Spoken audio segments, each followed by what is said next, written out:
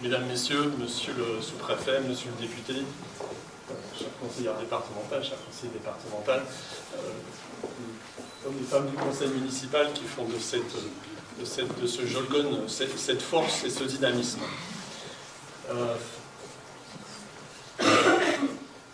Les vœux de 2017 sont toujours des vœux où on prévoit l'avenir, où on oriente l'avenir, où on est joyeux. Ce soir, je me suis posé la question si je mettais les pieds ici, parce qu'évidemment, voilà, je ne voulais pas. Je suis désolé.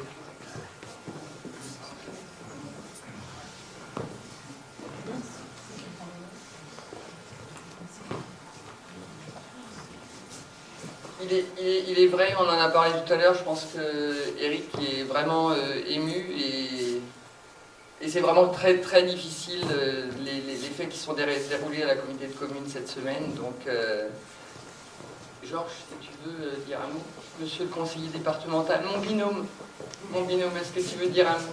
Je vais essayer.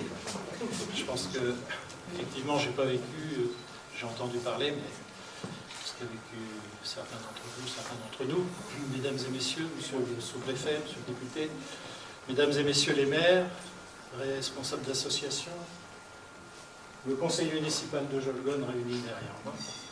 Chère Anne, je vais essayer d'être bref. Je pense que tu as fait l'étendue du travail qui est réalisé dans cette commune, cette belle commune, comme tu dis. Et quand on fait un peu le bilan, pour en connaître d'autres à peu près de la même taille, une commune qui réussit à avoir et à faire revenir des commerces, une commune qui a un cabinet médical,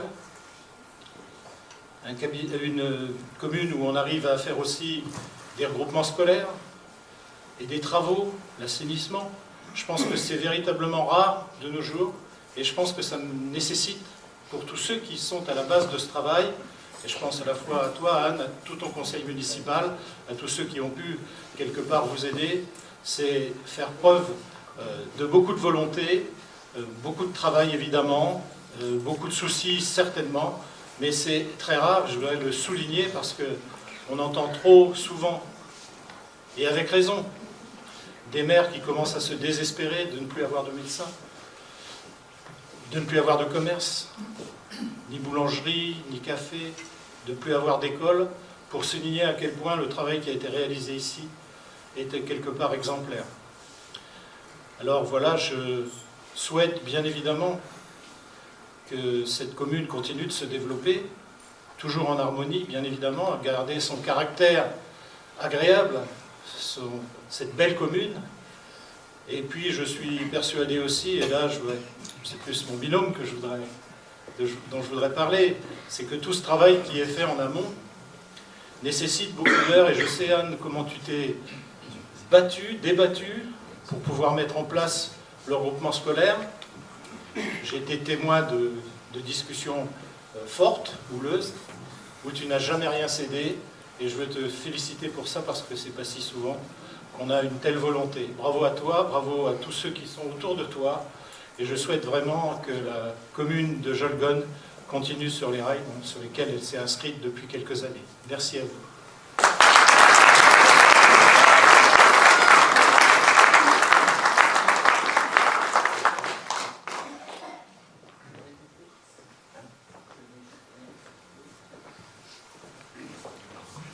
Madame le maire, chère Anne, le conseiller départemental, madame la départementale, monsieur Philippe Tangin, ancien conseiller départemental, mesdames, messieurs les élus, le conseil municipal, tous les maires des communes voisines, les chefs d'entreprise, les présidents d'associations, représentants de la gendarmerie, l'adjudant de Condé-en-Brie, monsieur l'abbé, puis vous tous, chers amis, on peut comprendre l'émotion qui peut nous envahir, quel que soit notre statut. Les émotions à maîtriser sont difficiles quand on voit ce qui s'est passé sur ce canton. Serait-ce qu'aujourd'hui, nous étions aux obsèques de M. Liernard cet après-midi, ancien maire.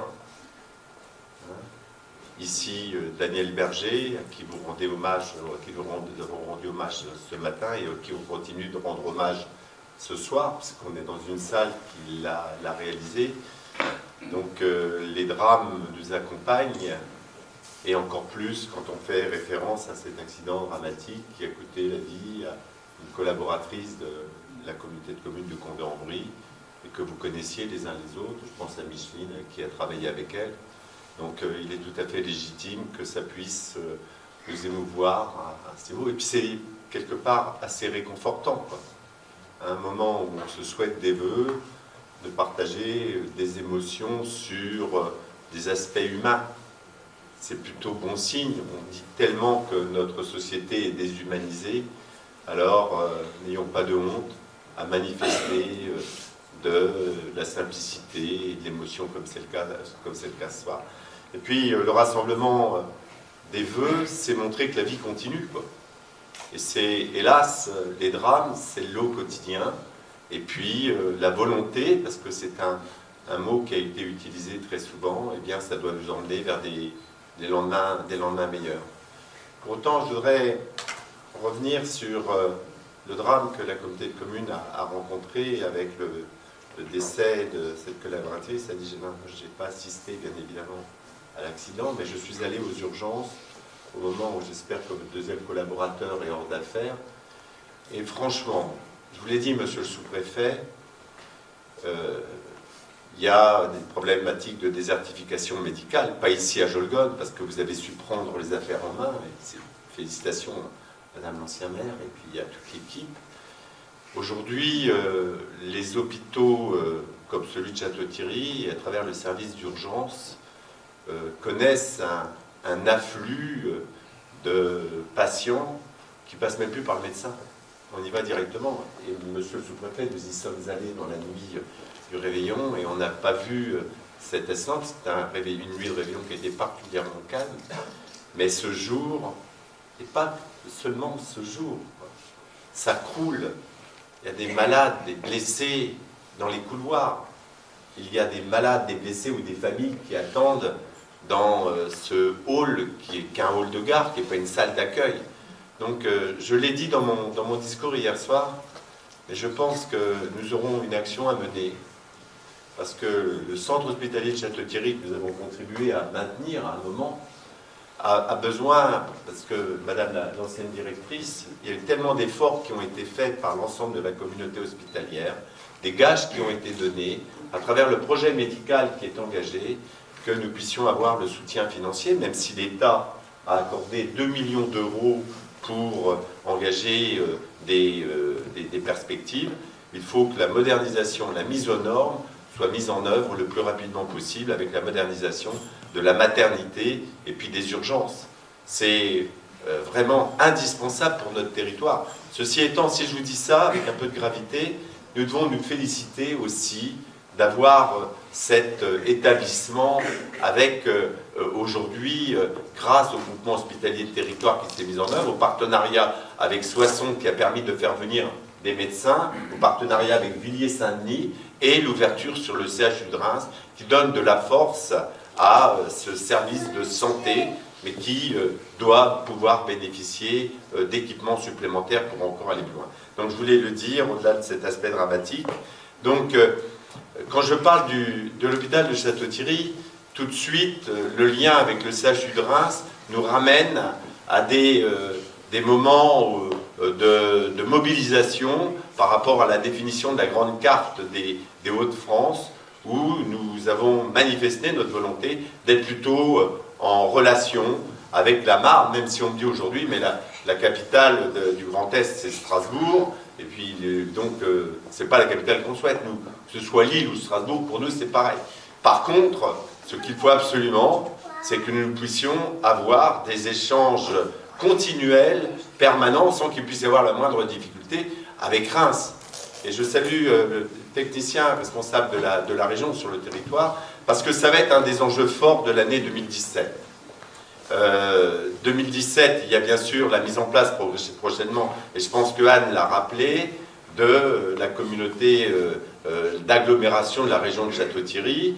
J'espère que cette communauté se mettra en place avec la volonté de maintenir la cohésion, l'unité, le rassemblement qui fait la force de ce territoire. si nous n'étions pas rassemblés comme nous l'avons été, eh bien, nous n'aurions pas bénéficié du soutien de l'État ou du soutien de l'Europe à travers le territoire énergie positive croissance verte 2 millions d'euros et l'État 1 800 000 euros sur le leader. Ça, c'est avec, bien évidemment, le PETR. Mais là, franchement, tu l'as dit, il y a deux éléments. Il y a la volonté et puis être rassemblé. Quand on affiche ça, on peut envisager l'avenir avec un certain succès. Il faut éviter tout ce qui peut amener de la division, parce que la division, c'est de l'affaiblissement. Alors, pour revenir à ça, il va y avoir donc la communauté régionale, la communauté d'agglomération, mais la communauté d'agglomération, c'est bien pour peser par rapport à la région des Hauts-de-France, mais si on veut vraiment avoir des perspectives d'améliorer la vie quotidienne de nos habitants, il faut qu'on se rapproche de Reims. Et il va y avoir la métropole rémoise, vous savez, il y avait le G10, où diverses villes, Châlons, Épernay, Reims, Château-Thierry, Soissons, Laon, disaient il faut qu'on se mette ensemble. Et puis après, il y a eu les élections municipales, et certains voulaient simplement un rapprochement Reims, Épernay, Châlons. Donc on excluait tout ce qui était des franges rurales. Et donc là, avec la loi qui a été votée, nous avons, et le maire d'Épernay est tout à fait d'accord, le maire de Reims aussi, la perspective de nous rapprocher de toute la capitale rémoise pour faire face aux enjeux de santé, pour faire face aux enjeux de nos étudiants. Vous savez qu'il y a encore quelques années, pour aller étudier à Reims, quand on habitait le sud de l'Aisne, ce n'était pas possible. Il fallait aller à Lille ou à Amiens. Donc aujourd'hui, les choses sont en train de se remettre en perspective et c'est plutôt bon signe. Mais après, il y a la problématique du Champagne, l'AOC. Je pense que ce serait bien que toute notre AOC puisse être rassemblée avec une dynamique autour de l'onotourisme, une dynamique autour du tourisme. Et c'est plutôt des éléments de perspective positive. L'autre aspect, c'est tout ce qui touche aux infrastructures. Nous sommes dans la vallée de la Marne. Les axes de circulation, c'est bien sûr l'Est-Ouest. Et donc, là-dessus, en étant en métropole avec Reims, on pourra plus facilement faire avancer les problématiques de transport de la ligne TER Vallée de la Marne. Chacun, là, je rencontre beaucoup de Jolgonais qui prennent le train, c'est une catastrophe. Pourquoi? Parce qu'il y a bien sûr les problématiques de vétusté, il y a les problématiques d'équipement, il y a les problématiques de personnel, mais il y a surtout la gestion de ligne, où nous, pour 40 km, on dépend donc des Hauts-de-France, et pour le reste de la ligne, c'est l'Île-de-France ou bien le Grand Est. Et donc il y a une mésentente totale là-dessus, ce qui fait que c'est saucissonné, et on n'arrive pas à faire avancer les choses avec tous les retards qu'il peut y avoir. Donc je pense qu'en étant en lien avec la métropole, eh bien, nous aurons plus de facilité pour cet axe, comme pour l'autre, qui est la Ferté-Milon-Fismes. Aujourd'hui, si cette ligne a été maintenue pour le fret, il y a 5 très grosses entreprises. Elle est supprimée en tant que transport ferroviaire pour les étudiants et pour les personnes qui veulent aller à Reims. Et je trouve que c'est vraiment dommage, parce que Reims, c'est vraiment un élément d'attractivité très fort. Et donc, je souhaite qu'en 2017, au-delà de la mise en place, j'espère d'une manière très calme, très, comment dirais-je, consensuelle, de la communauté d'agglomération, nous pourrons poursuivre d'aller plus loin avec Reims. Et donc la région de Hauts-de-France serait favorable à ce que nous puissions migrer pour partie dans la région Grand Est. Et je pense que ce serait véritablement un atout très fort pour le développement de notre territoire. Donc voilà ce que je voulais vous dire. En dehors de ces aspects, pour revenir à cette cérémonie de vœux et à ce qui se passe ici dans cette commune de Jolgonne, et je peux le dire, ça se passe dans une grande partie de nos communes, avec des projets, des réalisations. Ici, Jolgonne, vous avez une commune qui est très agréable, dans la vallée de la Marne, et il y a une offensive très forte de vouloir vivre, comment dirais-je, avec plein de possibilités de commerce de proximité. Ça a été rappelé, et moi, Chérad, je te l'ai dit quand nous étions il y a quelques jours à l'inauguration, il y a un élément qui ne trompe pas. Il y a un élément, il y a bien sûr tous les commerces de proximité, tous les services qui sont mis en œuvre, mais c'est la présence du notaire. Oui, je le dis, il est dans la salle, je ne dis pas ça parce qu'il est dans la salle, mais quand un notaire s'installe quelque part, eh bien, c'est un territoire qui est attractif. Et donc, oui, c'est un territoire qui est attractif et qui a, bien sûr, des tas d'échanges qui se font. Et je salue donc le cabinet Carcel Ast, qui a fait aussi un magnifique pôle de service à Château-Thierry, ce qui montre que même dans notre ruralité, eh bien, il y a de l'attractivité. Et je pense qu'il ne faut pas qu'on prenne ça avec le sourire, hein.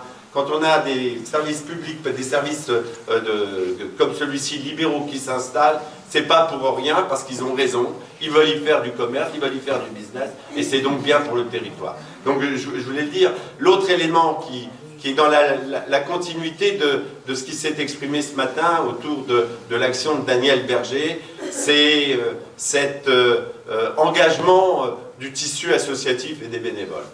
Et donc, quand nous avons visité la bibliothèque, chère Anne, et toute la réorganisation, avec une participation des bénévoles à la remise en état. Alors, c'est vrai que quand on fait référence à l'époque de M. Daniel Berger, qui n'est pas si lointaine que ça, et quand on regarde aujourd'hui, on a tendance à dire, oui, il y a moins de participation. Donc je pense qu'il faut qu'on soit très prudent. C'est vrai que les époques sont différentes, il faut qu'on arrête de comparer l'une à l'autre, et que pour autant, s'il y avait cet engagement, il est peut-être différent aujourd'hui, mais quand il y a une mobilisation, quand il y a une détermination comme celle qui existe au sein de cette équipe municipale et avec votre maire, eh bien on réussit à emmener les bonnes volontés pour agir et pour animer le village. Donc moi je veux dire bravo, des services de proximité, une animation, une vie associative, ce qui montre bien que dans la ruralité, eh bien ce ne sont pas des villages dortoirs. Et d'autant plus que là, on a le souci, parce que c'est tout à fait légitime, si nous les élus, on se passe le témoin de la longue chaîne de la vie, eh bien il faut qu'une commune continue de se développer, elle continue de se développer par ses activités économiques, par son activité associative, mais aussi par l'offre de logement. Alors aujourd'hui, c'est compliqué. C'est compliqué, à chaque fois qu'on dit ça dans une commune, on dit « Oh là là, qui c'est qui va arriver là, vous nous faites peur ». Quand on voit l'accession à la propriété, de favoriser des jeunes avec les systèmes qui peuvent exister avec l'aide du département ou ailleurs, c'est quand même compliqué pour les jeunes aujourd'hui d'investir, d'acheter une maison. Alors quand on peut avoir un petit coup de pouce pour devenir propriétaire, eh ben, je pense qu'il faut le faire. Et puis l'autre élément, il y a la jeunesse, je sais qu'ici c'est vraiment très ancré, et puis on est dans une société où quand on dit que c'était mieux hier, moi j'ai regardé l'espérance de vie. C'était hier ou avant-hier, regardez ce monsieur de 105 ans, Robert, sur son vélo, 22 ou 23 km/h. Hein, allez faire ça il y a 50 ans, personne n'y était. Et donc c'est bien pour dire qu'il y a des choses qui progressent, mais il faut qu'on ait le souci aussi de vouloir mettre à la disposition de nos seniors, de nos aînés, que nous sommes potentiellement, on va y arriver vite. Et moi j'aime bien quand on fait des investissements comme ça, on va peut-être y trouver une petite place. Il faut que ce soit du qualitatif. On a envie de vivre dans des bonnes conditions le plus longtemps possible, dans un cadre agréable, comme celui des communes rurales. Donc, ces cérémonies de vœux, c'est l'occasion de le dire, parce que c'est complètement injuste de voir comment les élus, je ne parle pas du député, ou de là, c'est normal, mais les élus d'une manière globale, et les élus municipaux en particulier, souvent l'objet de critiques, l'objet de bah, ça va pas, ça va jamais. Eh bien moi je peux vous dire que grâce à eux, eh bien il y a des villages qui retrouvent de la tonicité et il se passe des choses dans nos communes rurales. Je l'ai déjà dit ici, je vais le répéter. Eh bien Jolgone, c'est pas la France. Jolgone, c'est une bonne commune dans laquelle il se passe des tas de choses. Et si les choses se passent, c'est parce qu'il y a des élus, mais il y a cette dynamique, cette volonté, cette détermination qui sont bien plus fortes que des couleurs politiques. Parce que l'engagement personnel, eh bien, on peut tous ensemble renverser des montagnes. Et c'est ce qui se passe dans la majorité de nos communes rurales. Donc, bon vœux à chacun et chacune d'entre vous et bonne année 2017.